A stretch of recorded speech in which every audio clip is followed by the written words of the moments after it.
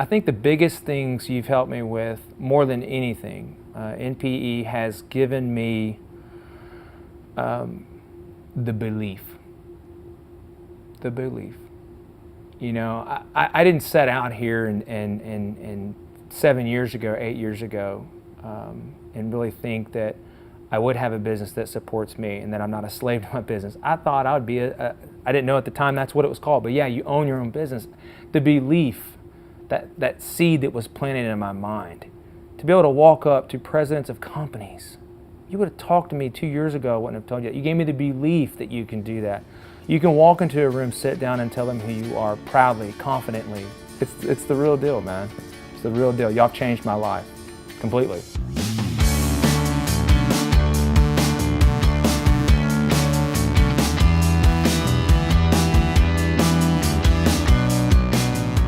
My name is Jerremy Guthrie. I'm the owner of Texas City Boot Camp in Texas City, Texas. I got started in the fitness industry when I went through a time in my life where I really didn't know who I was anymore. At the time, my life was in turmoil. My brother was in prison. You know, my mom and dad, they both had been married 3 times before I was 18. So I shook a lot of hands, and you know, I really didn't have that stable family in my life that I was yearning for at that time. And so one Sunday evening, sitting down, you know, it was a rainy evening, and sitting down, I can remember it to this day. I was at the coffee table, and I just sat there and asked myself, do I even deserve to live anymore? At the time, that Sunday night, I was 280 pounds. I've got pictures that are just, you look at them and you think, what is this guy doing going into fitness? But I was 280 at the time. I was about 40% body fat. I was miserable, and that Sunday night, I made a decision: either take my life with the 45 on the table, or make something out of myself and really prove everybody wrong and fight the own problems inside me, the things that were telling me you can't do it anymore. And all through life, everyone would tell me, Jerremy, you can't do it anymore. And they would tell me that. And I kept replaying that. And so instead of doing the unthinkable, I still got the book. It's a book I wrote, my 3 things I wanted to do in life. Number 1 was help someone. I just wanted to help someone because at that time, I needed a friend. So the second goal was be a friend to someone. And the third was be happy. I wrote those down, and I still got that book, and it reminds me of what you can do when you put your mind to something. And so I wrote those goals down, and then I went to work out. I said, this is how I feel. I feel great. Wow, I forgot about how I felt when I worked out. And so it became clear to me what exactly my life was here on this earth for.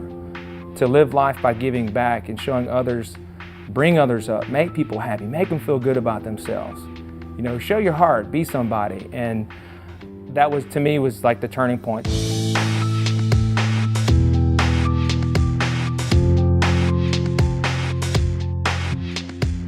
But then it came a time in my life where, okay, making great money, money's good, but I had a daughter at that time. You know, 2008, I had my daughter, Lydia, and I saw her crawling on the ground, and it was really tough to see that. It was tough for me to see her daddy not there in birthdays, and I don't like saying this, but even a Christmas morning, to have to help someone work out on a Christmas morning instead of be with your family, and I did that. So I made a lot of sacrifices, and for 2 years, from 2008 to 2010, that's what I did. I had to make a change in my life. I knew something had to be done, and so I took a leap, you know, and decided to go to mega training last year, October of last year.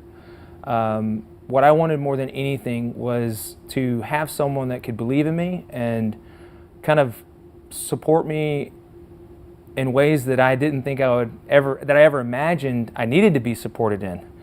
And I went there, and you know, I saw people up on stage, Jeff T, you know, all those guys that I look up to, and I said, you know, one day I want to be like those guys, you know, and I know I can do it.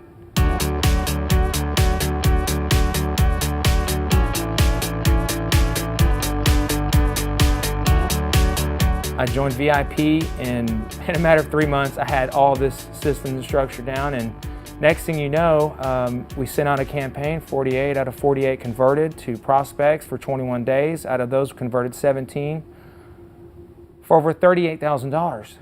Okay. Now, from a small-time man like me, country boy, I mean, to me, that's a lot of dinero when I was grossing average every single year up to this point, $75,000 in a year. My average clientele was 12 clients a year, average. I'd take home $4,000, $4 or $5,000 a month. You know, I had no overhead in my house and thought, woo-hoo, but I was working 80 hours a week. So here I am sitting there thinking, okay, I've got 80 hours and now I've got, wow. So we're only doing 8 boot camps now. We sign up 17 more people. I'm doing 8 boot camps a week, Monday through Thursday, 5:30 a.m. and 5:30 p.m. Got a good team, got a good staff, got clients that love us. What more could you ask for? And we're doing cash flow of $10,000 a month, and this was in February. Look down, gross receivables, $59,000. $59,000, okay. Fast forward now, you know, I don't have to sell a thing for a year if I didn't want to. If my passion wasn't there, I could put this on autopilot because of the cash flow. Everyone except for 2 people signed 1-year contracts. And if your systems are in place and you create raving fans, you give good customer service, and you show those people you really do care and you really love what you do, baby, nothing can stop you. And that's really what it's all about. Nothing can stop you. And now I know that the potential is there. What these guys have done is they've given me a program where I could sit down and I can do whatever I need to do, be off on Fridays, work boot camps mornings and evenings. Great, if I want to do boot camp, I can. If I don't, I can contract that off to one of my staff. But I can work 8 hours a week. And I was scared, man. I was scared. It took me 2 years to join VIP. I remember back in 2008, community called me up and, no, I'm good. Yeah, 80 hours a week, 2 years later, doing that every week, yeah, that's where that'll get you. You'll be like, okay, I'm done. You can't beat a dead dog. And I was at that point, you just got to take the leap. And you would come to me in December and said, Jeremy, this is what you're going to do 5, 8 months from now. I tell you, you're crazy.